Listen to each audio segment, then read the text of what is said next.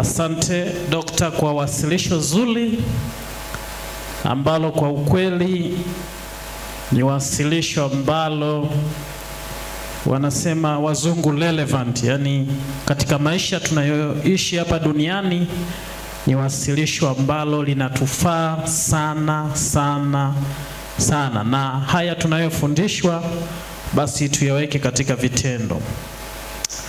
Basi kwa kuanza kipindi chetu, tuinamishe nyuso zetu tupate kuomba. Mtakatifu Baba yetu uketie mahali pa juu mbinguni, tunasema asante kwa kuwa nasi toka masaa yale asubuhi mpaka muda huu. Asante kwa masomo ambayo umekwisha tufundisha, na tunaendelea kujifunza habari zingine za uwekezaji na utafutaji wa fedha. Tunaomba elimu hii ikawe msaada katika maisha yetu hapa duniani. Tunaamini utakuwa nasi kuanzia mwanzo wa kipindi hiki hata mwisho wa kipindi hiki, kwani tunaomba kwa imani katika jina la Yesu Kristo. Amen. Basi katika mifululizo ya masomo ambayo tumeendelea kujifunza ya usuyo ujasiriamali, leo tutaangalia baadhi ya siri ambazo zitamfanya mjasiriamali awe na mafanikio, au wajasiriamali ambao wana mafanikio. Je, kunakuwa na nini nyuma yao? Kwa tutazigusa baadhi, na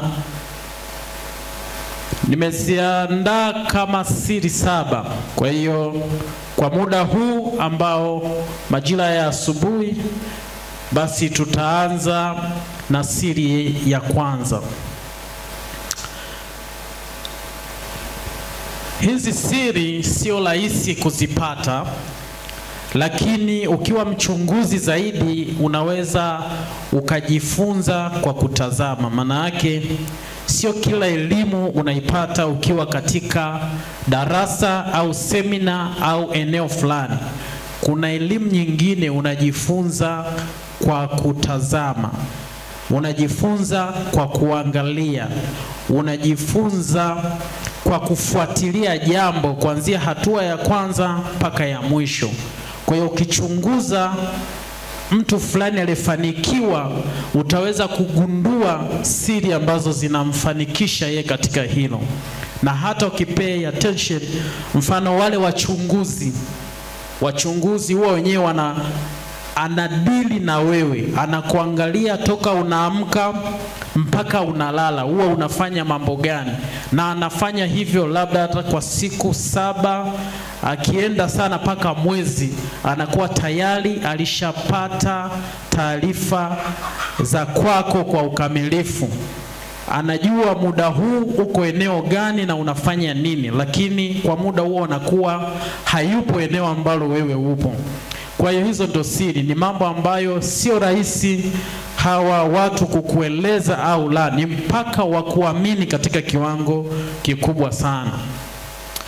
Kwa hiyo basi nimeandaa chache ambazo kiukweli ukizizingatia basi zitakuwezesha katika kufanikiwa kwenye huo mradi au hiyo biashara yako unayoifanya, au mradi ambao umekusudia kufanya hivi karibuni. Na siri ya kwanza imejengeka katika agano, ambao kwa sisi wa Kristo tunasema ni lazima uwe na agano binafsi na Mungu, kumjua Mungu na kujiunganisha na Mungu. Na tukizungumzia agano ni makubaliano ya pande mbili, lakini agano ambalo tunalisema hapa linakuwa na nguvu, manake Mungu mwenyewe anahusika katika hilo agano.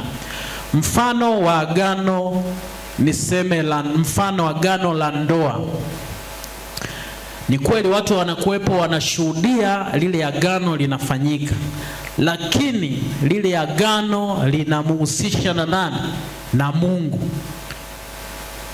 Kupitia Roho Mtakatifu anakuwepo wakati hilo agano linawekwa.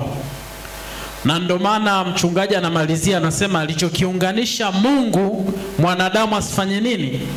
Kwa maana katika hilo agano Mungu amehusika hapo.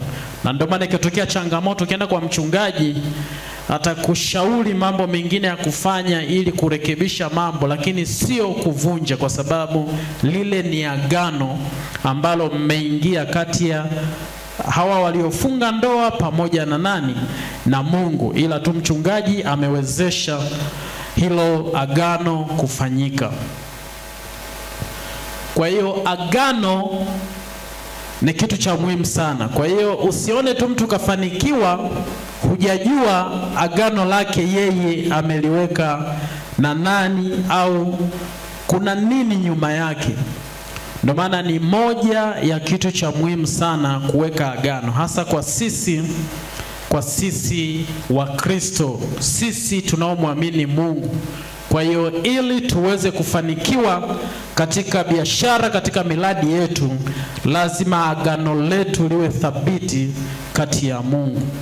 Ukisoma Kumbukumbu la Torati sura ya 8 na ile aya ya 18 inasema, bali utamkumbuka Bwana Mungu wako, maana ndiye akupaye nguvu za kupata utajiri, ili alifanye imara agano lake alilowapa baba zako kama hivi leo. Kwa hiyo tunakumbushwa tumkumbuke Bwana Mungu wetu, maana yeye ndiye anayetupatia nguvu. Na ukisoma katika Biblia kuna nguvu nyingi, na tulikwisha kujifunza katika viwanja hivi habari ya nguvu ya dunamis. Nadhani waliokuwepo tuliweza kubarikiwa. Kwa hiyo hapa Mungu anatupa nguvu za kupata huo utajiri ambao tunafikiria kuupata.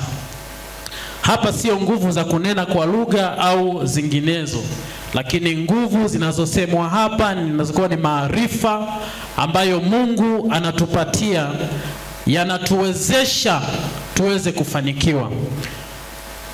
Na anafanya tu hivyo ili alifanye imara agano lake ambalo aliingia na baba zetu toka hapo awali. Kwa hiyo agano ni la muhimu sana, na hawa wanaofanikiwa wana maagano yao.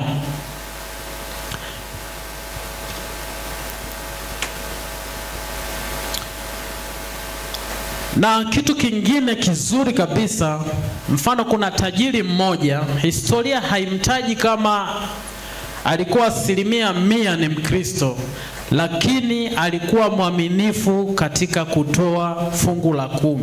Yeye aliishia tu kwenye fungu la 10.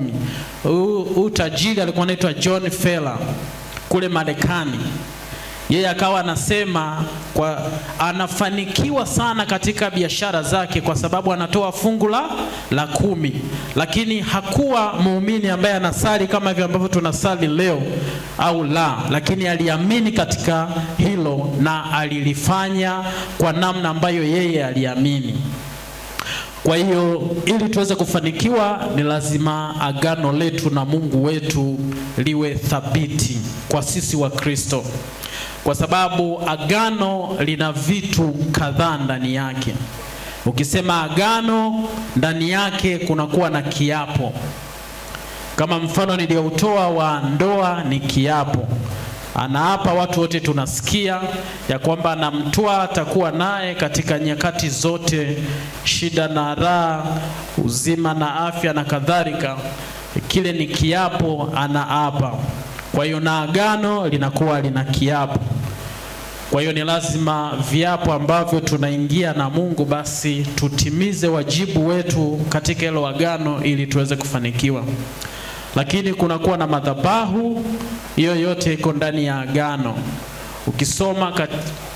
Ukisoma habari ya Hana alikuwa pata changamoto ya uzazi, lakini alienda katika madhabahu na akamlilia Mungu na kaahidi ya kwamba akipatiwa mtoto atamtoa kwa nani? Kwa Bwana. Kwa hiyo alifanya agano akiwa katika madhabahu, lakini agano ndani yake linakuwa na sacrifice, au unaweza nikasema dhabihu.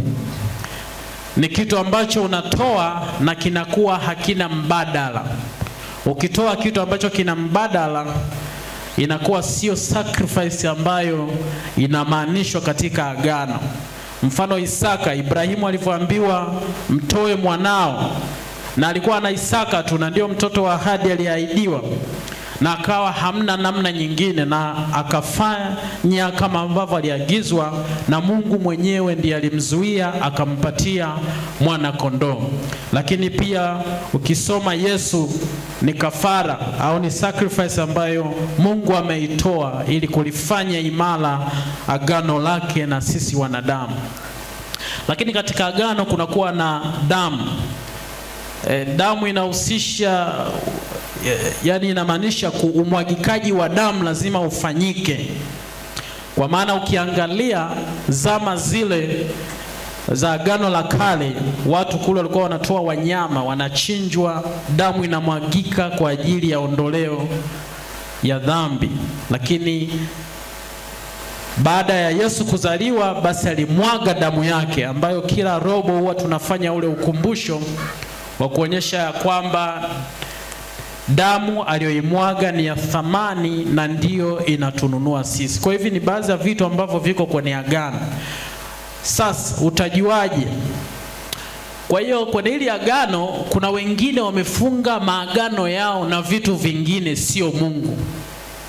Mfano zile mali ambazo wanazipata kupitia kwa waganga wa kienyeji na kadhalika, kule kafara nazo hutolewa. Hivyo hivyo ni agano. Kweli unataka utajiri, mnakubaliana utajiri utapata, lakini atakwambia ili agano lako liwe imara lazima umtoe labda mama yako. Huwa wanagusa yule mtu ambaye hana mbadala. Tusema dhabihu au sacrifice inakuwa haina mbadala. Yani huwezi ukasema tusimtoe huyu mama baada tumtoe bibi. Watakwambia mtoe mzazi wako, mtoe mwanao ambaye unampenda, hakuna mbadala. Kwa pale kinakuwa kinatafutwa ni damu ili kufanya imara agano. Kwa hiyo kwa sisi wa Kristo, siri kubwa ya kufanikiwa ni lazima agano letu tuliweke imara na Mungu wetu, kwa sababu Mungu ndiye mpaji wa kila kitu na ni mmiliki wa kila kitu, na dunia yote ikiwemo, kama ambavyo tulijifunza jana katika ile Zaburi ya 24 na ile aya yake ya kwanza. Kwa hiyo agano lina hivyo vitu ndani yake. Umwagikaji wa damu ni lazima utokee ili agano liwe thabiti. Lakini uzuri wa kwamba kwa sisi wa Kristo, tayari Kristo alishamwaga damu kwa ajili yetu sisi. Ni kumwamini tu na kufuata yale aliyotuelekeza tuyafanye. Katika mradi unaofanya, faida umepata, rudisha kwa uaminifu 10%, zaka 10%, sadaka inaweza kazidi hata ya 10%, unaweza ukaenda hata 20%, kwa sababu tuna miradi mingi ya kanisa. Shiriki kikamilifu katika kazi yake ili uone ni kwa namna gani atakavyokubariki. Mnijaribu kwa namna hiyo ili muone ambavyo Mungu ataweza kutubariki. Kwa hiyo huo ndio muhimu, au hiyo ndo siri ya kwanza ambayo imejengeka. Kwa hiyo usione tu mtu kafanikiwa ukawa unasema huyu labda ana jambo fulani anafanya linamfanya tu anafanikiwa.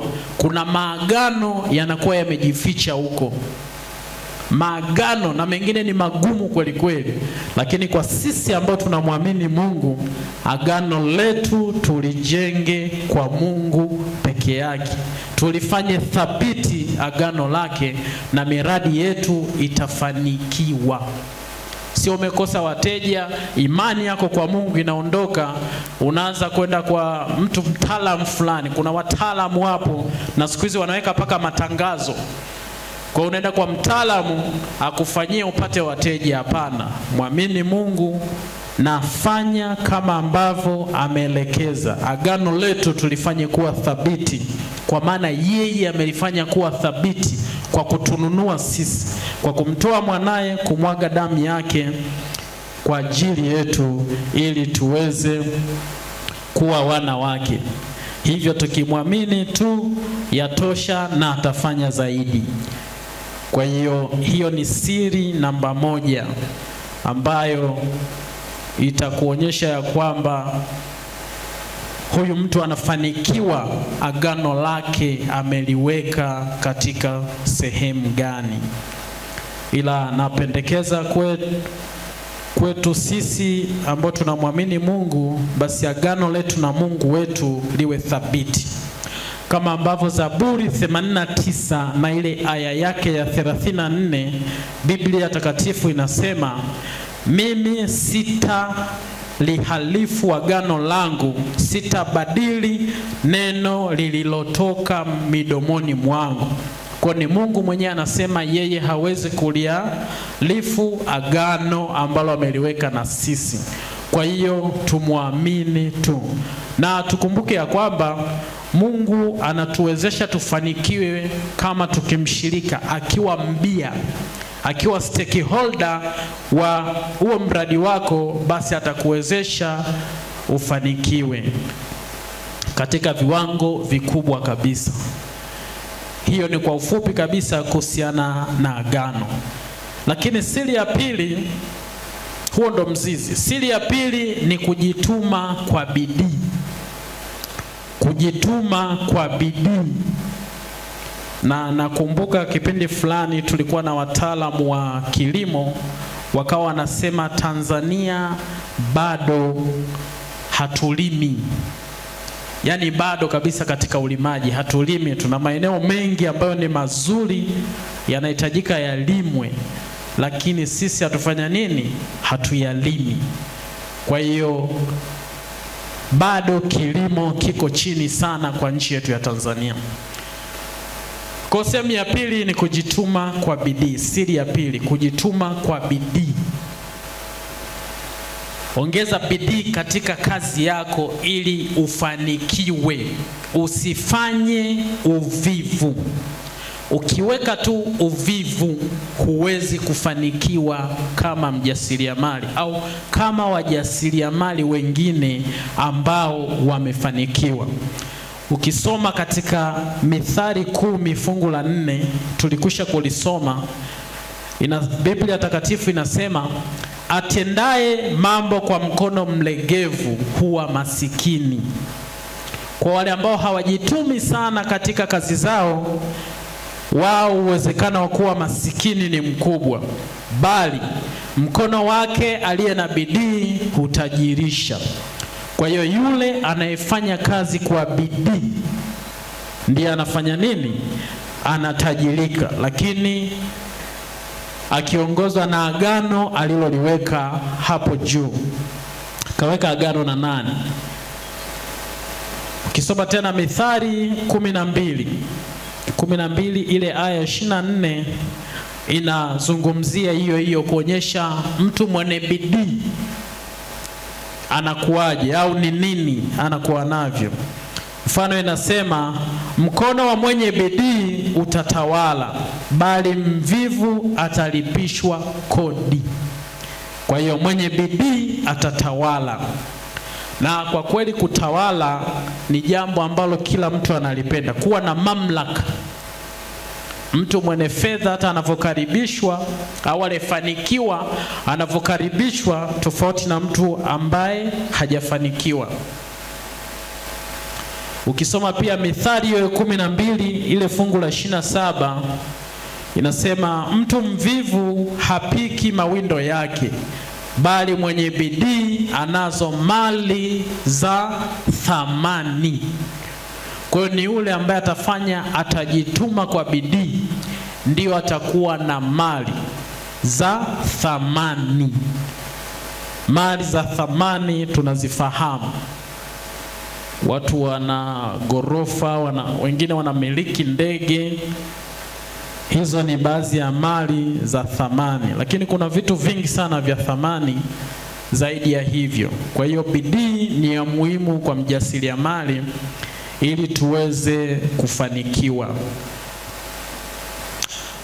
Mithali 21 fungu la 5, Biblia inasema mawazo ya wenye bidii huelekea utajiri tu, bali kila mwenye pupa huelekea uhitaji. Kwa hiyo mwenye bidii mawazo yake yanauelekea utajiri, na Mungu anawawezesha kupata utajiri au kufanikiwa katika viwango vya hali ya juu, viwango vikubwa, viwango ambavyo kwa hakika kila mtu anavitamani. Hivyo ndivyo ambavyo tumeona mafungu machache yakizungumzia faida za kujituma kwa bidii katika miradi yetu, katika biashara yetu, na au katika miradi ambayo tutaianzisha, ya kwamba ni lazima kujituma kwa bidii. Kujituma kwa bidii kutahitaji uwe na discipline ya hali ya juu sana, lakini katika kujituma kwa bidii kunahitaji uwe na malengo ndani yake. Na kujituma kwa bidii ni lazima utoe kafara, kwa maana muda ambao ungeutumia labda kwenda kukaa tu sehemu na kujifurahisha mwenyewe, inabidi uwekeze katika kutafuta mali au kusimamia mradi wako. Lakini pia kujituma kwa bidii, lazima agano lako uliweke thabiti pamoja na Mungu ili uweze kufanikiwa. Lakini siri ya tatu ambayo kwa wajasiriamali wengi waliofanikiwa kwa Tanzania au kwa utamaduni wetu huwa tuipendelei sana, ni kusoma zaidi, kuongeza uelewa mpana wa biashara mbalimbali pamoja na mradi unaofanya. Kwa sababu nakumbuka kuna usemi ulisemwa ya kwamba ukitaka umfiche jambo Mtanzania, basi liandike tu alafu liweke hapo, hata lijua hata siku moja. Kwa nini? Kwa sababu hatuna utamaduni wa kusoma, kuongeza uelewa na maarifa. Kwa sababu kuna mfumo upo umewekwa ambao unatuonyesha ya kwamba kama hujapita kwenye huo mfumo, basi uelewa ulionao unaonekana hauna thamani, na huo mfumo ni wa vyeti. Mtu anaweza sipate fursa ya kupita kwenye mfumo huu ambao tunaufahamu, lakini hivyo vitabu vinachapishwa na vinauzwa.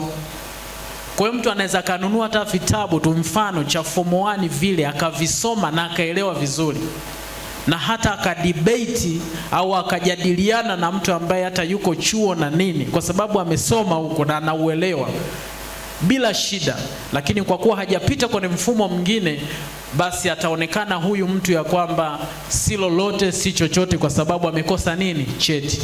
Kwa hiyo niwatie moyo, vitabu ni vingi sana vimeandikwa na maarifa yako mengi huko ndani. Hivyo inatupasa sisi tujitoe kununua na kusoma, tukubali pia kujifunza kutoka kwa wengine, tuongeze uelewa mkubwa zaidi. Na ndo maana watu wengine wakaja na sera ya kuwafanya watu wasome vitu vichache, vingine wasivisome, ili kuficha ukweli. Lakini vitabu vina maarifa mengi sana. Unaweza ukajifunza ufugaji. Mfano, nitoe kisa kimoja cha mfugaji wa samaki wale wa kufugwa, yuko Mahenge, lakini Mahenge hii ni ya Iringa, so ile ya Morogoro. Anafuga pale. Yeye aliokota vipeperushi hivyo vya USAID, walikuwa wamewekeza huko kwenye miradi ya kilimo na ufugaji. Aliokota kipeperushi chenye hizo taarifa. Kwa hiyo akakaa ndani, akasoma, akaelewa, akatengeneza bwawa kwa kufata mwongozo wa kipeperushi. akaenda akanunua samaki hapa karibia na Kitonga, kuna mtu anauza samaki, sikupata jina lake. Akanunua, akaenda akaweka, akawafuga na akauza, lakini hakuna darasa aliloingia. Aliokota tu kipeperushi.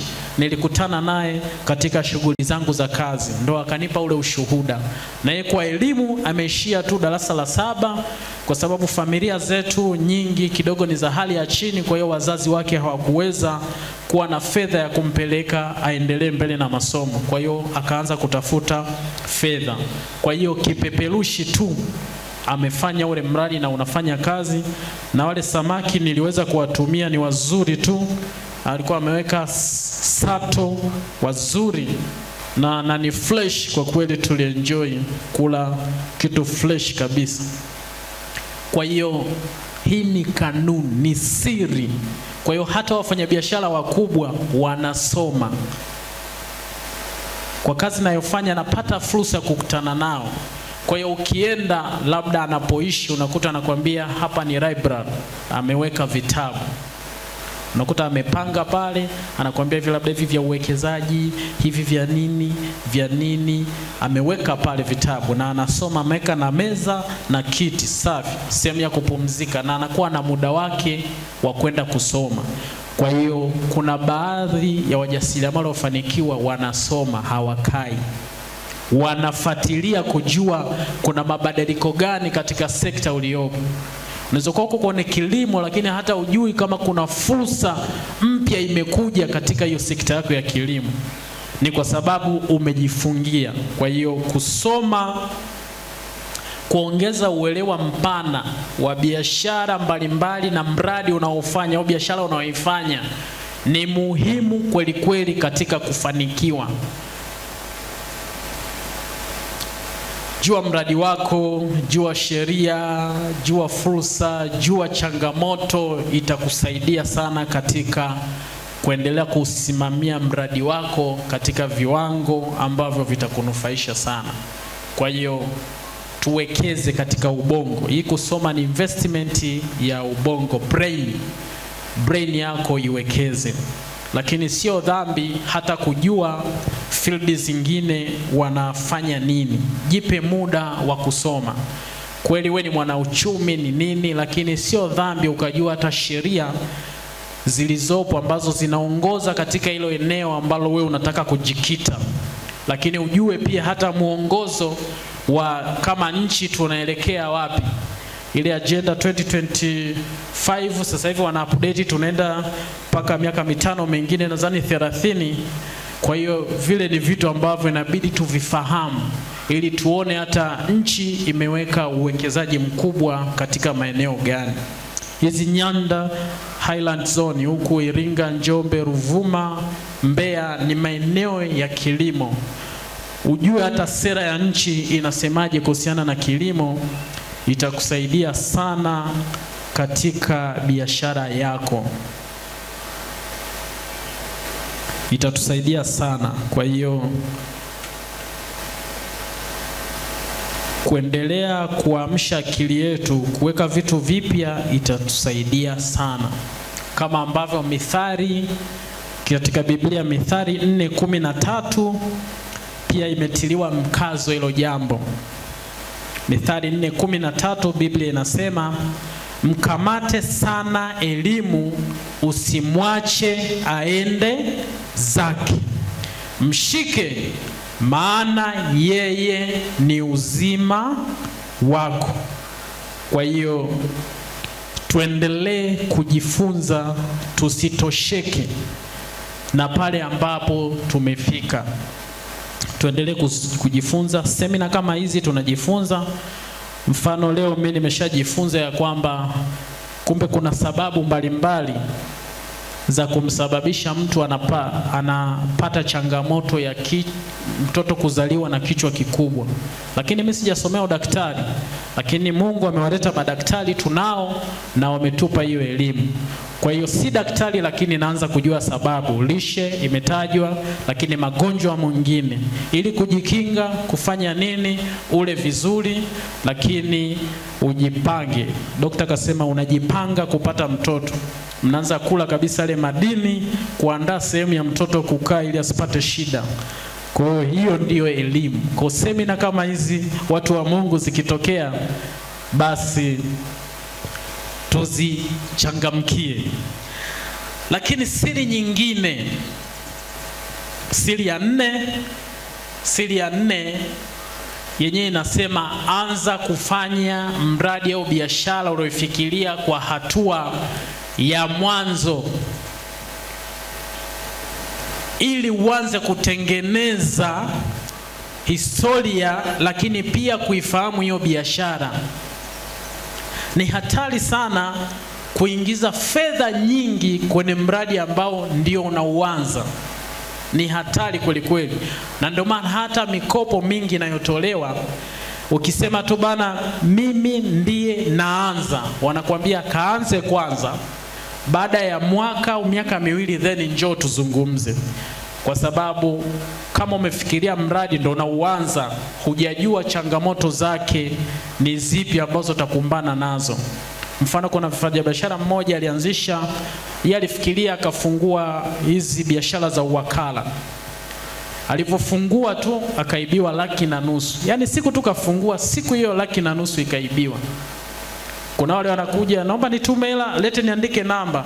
Kwa ana save namba yake M-Pesa, anaangalia message ya mwisho ina shingapi, alafu anaongezea ile 130,000 anakuforwardia. Ukicheki imetoka M-Pesa na ile 130,000 imeongezeka, basi unampatia fedha anaondoka.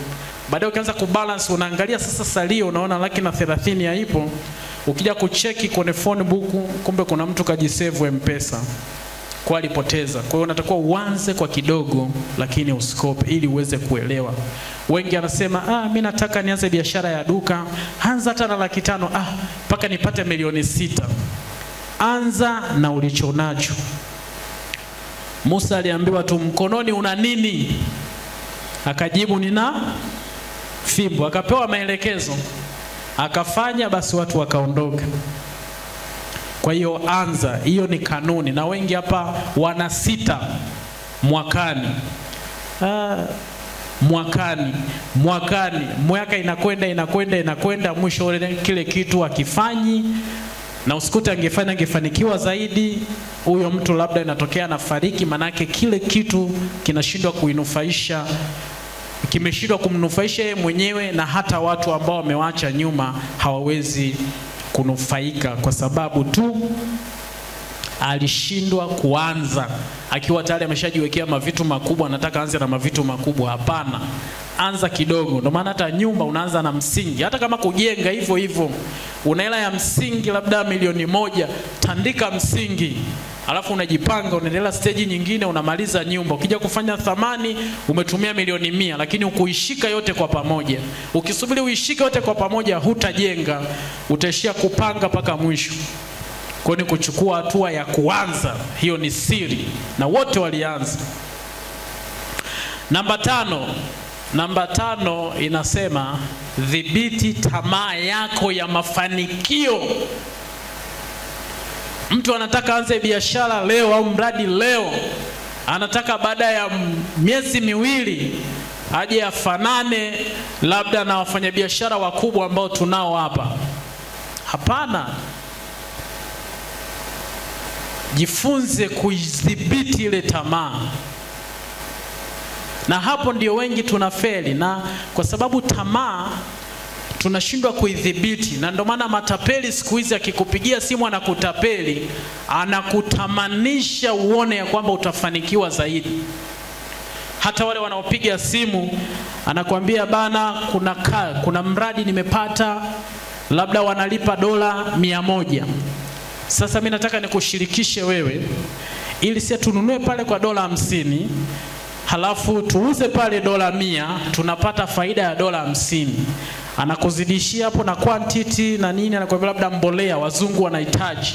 Sasa ukiangalia hapa natoa $50, hapa napata 100, unachukua hela unamtumia, namba haipatikani. Kwa sababu ya nini? Ni tamaa ya mafanikio. Watu wanakuja, juzi wameibiwa, inaitwa LBL nadhani kama sijakosea, Morogoro na maeneo mengine, millions of money watu wamepoteza. Huu ni mradi niliujua kwa sababu rafiki yangu yuko Tabora, alinipigia simu. Akaniambia bana, wewe umeishi Morogoro, unawajua hawa? Alivyonitajia tu, si unaweka hela si kila siku 500, nikasema mnaga hela ya hivyo. Hakuna fedha iliyo rahisi kiasi hicho. Hakuna. Kwa hiyo hao ni matapeli, usiwekeze fedha. Akaniambia watu wanapata hela, nikasema sawa wanapata, lakini usiweke fedha yako. Basi nikaachana naye. Juzi anakuja kunipigia ya kwamba ni Watanzania wengi wameibiwa. Waliweka hela, wanakupa kila siku kidogo, unaona unapata. Wengine wapo kweli walotoa. Sasa wakitoa unapewa hamu ya kupata zaidi. Kwa akaniambia kule walimu walienda wakakopa benki, mishahara yao wameweka kule. Alafu ndio ile kampuni imefanya nini? Imepotea. Walitamanishwa nini? Ni tamaa ya mafanikio. Anaona akiweka siku 2-3 anapata milioni 10. Fedha haipo kwa staili hiyo. Dhibiti tamaa ya mafanikio. Wale wanadhibiti na wanakwenda na mipango, hatimaye wanafanikiwa.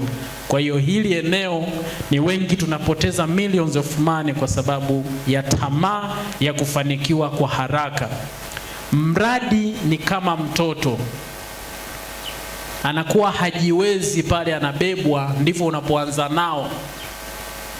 Unapambana nao, baadaye unaanza kupata nguvu, unakaa. Sasa mradi unaanza kukuonyesha kwamba kuna kitu utaanza kukipata. Baadaye unaanza kutambaa, maana yake unaanza unasogea, unatembea, unakuonyesha sasa kuna mwanga mbele unakuja mkubwa, lakini zozote unaenda kwa hatua. Ni miaka inapita hapo, hatua kwa hatua unafika. Ukiona tu kitu cha haraka pa jua hapo kuna kitu hakiko sawa. Usikurupuke katika kufanya maamuzi ya kuingia kwa mradi wa namna hiyo. Unakuwa ni hatari kwako pamoja na familia na kila wengine. Kwa hiyo wengi wanapotea hapo. Mithali 1 fungu la 19 linasema, ndivyo zilivyo njia za kila mwenye tamaa ya mali, huondoa uhai wao walio nayo.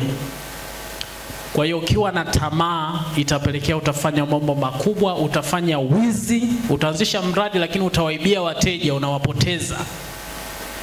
Ukiwa na tamaa, mwenzio ana kompyuta, utamuibia. Kwa sababu tulipita vio tuliibiwa laptop kwa sababu ya mtu alikuwa ana tamaa, na aliyeiba sasa ilikuwa ni hatari, alikuwa ni anasomea sheria. Ni jambo ambalo lilikuwa la kusikitisha sana. Anaisomea sheria ndo alituibia laptop. Bahati nzuri alipokuja kuiba kwa mara ya mwisho, aliingia chumba ambacho anailala wa kwanza hajalala, ila amezima taa, kwa hiyo haoni kama yuko macho.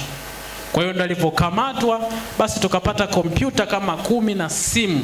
Na alikuwa naiba zile nzuri tu, Samsung, iPhone, basi. Alikuwa hizi zingine Tecno unakuwa umepona kwa zama hizo. Kwa hiyo tamaa ni mbaya, itakupelekea utafanya mambo ambayo mabaya. Lakini kanuni ya 6, nikikimbizana na muda, inasema kufuata kanuni za fedha. Kanuni za kifedha. Fedha ina kanuni zake. Tena ni ngumu. Kwanza ujue fedha au pesa haina utu ndani yake. Sisi ndo tuna utu. Mimi na wewe tuna utu, lakini fedha haina utu. Ndio maana hata kama unaumwa, uko hoi, wewe ndio baba, mtoto atakuja tu atakuomba, baba naomba fedha nikanunue daftari. Naomba fedha ya ada. Hajui habari za wewe unaumwa. Anataka nini? Fedha. Mama atakwambia baba fulani, mchana tunakula nini?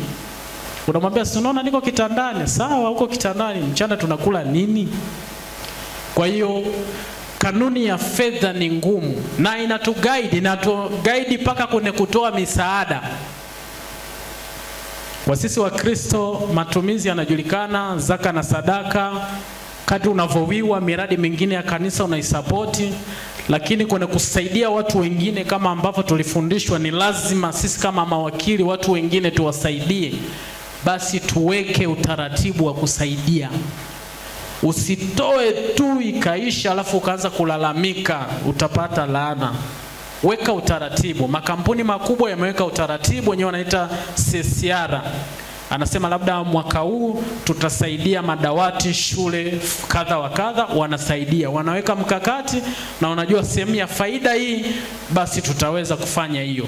Kwa hiyo na wewe unaweka mkakati katika faida mradi wako, chukua kiasi fulani basi uweze kusaidia hao watu wengine wenye shida kama ambavyo tumefundishwa sisi kama mawakili ni lazima tuweze kufanya hivyo.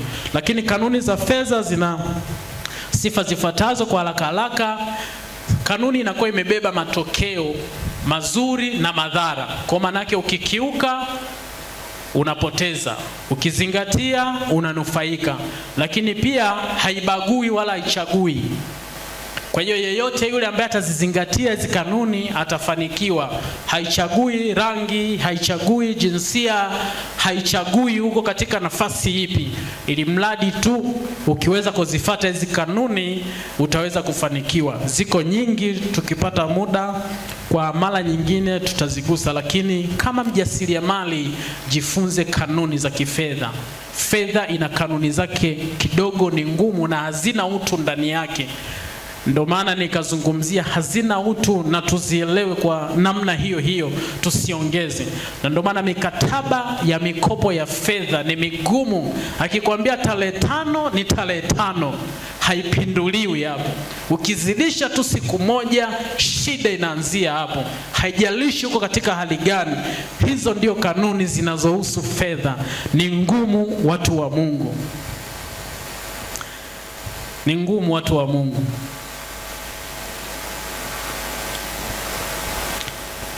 Tukienda kanuni ya 7, uwe na mshauri au washauri wanaofaa.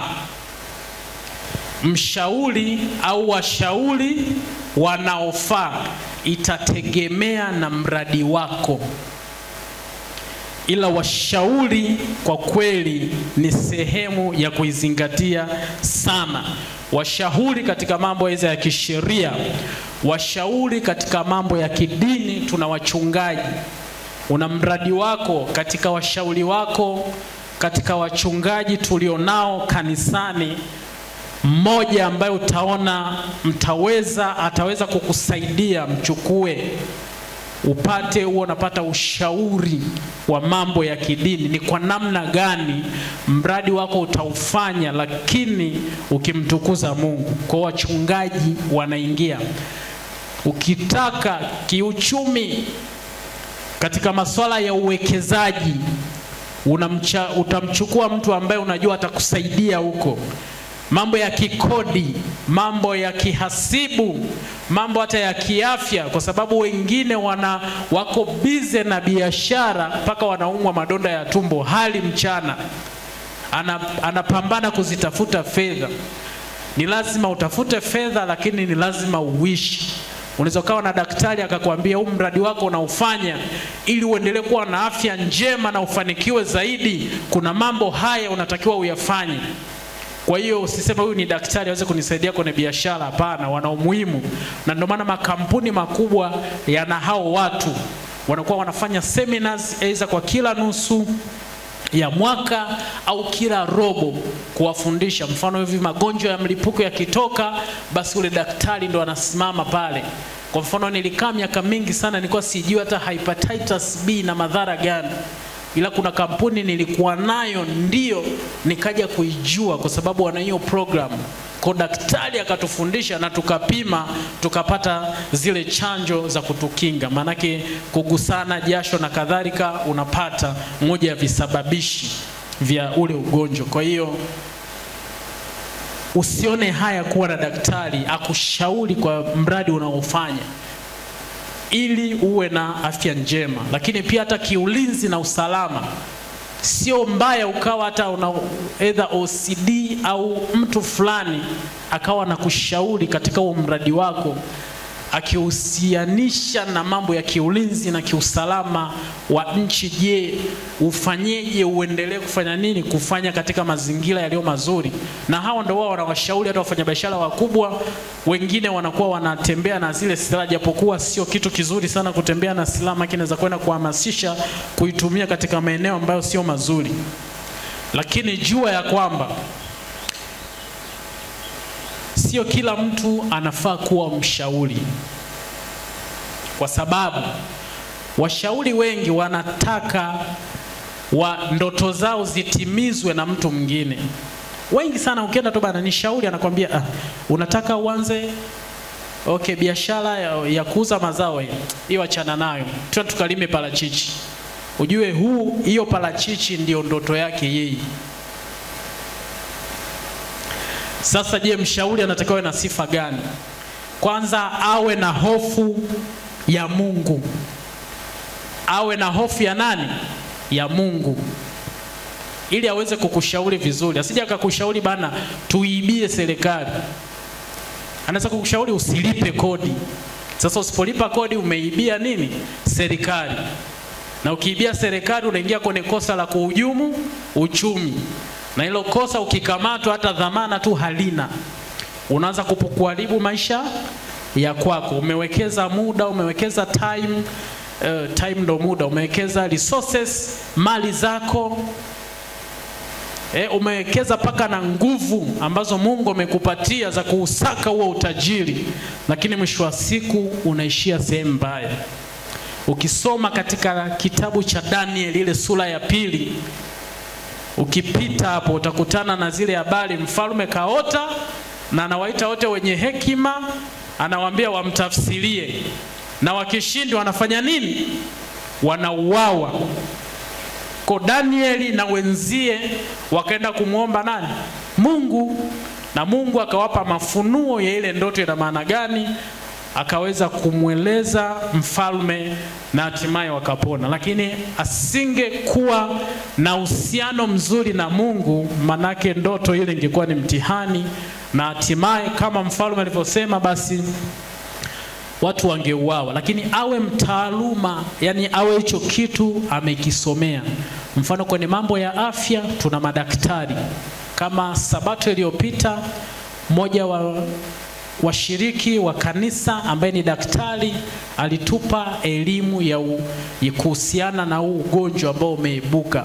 Tuna madaktari wawili walishirikiana wakatupa elimu ya ugonjwa huu wanaita mpox, na madhara yake, dalili zake ni nini, ukiona ufanye nini.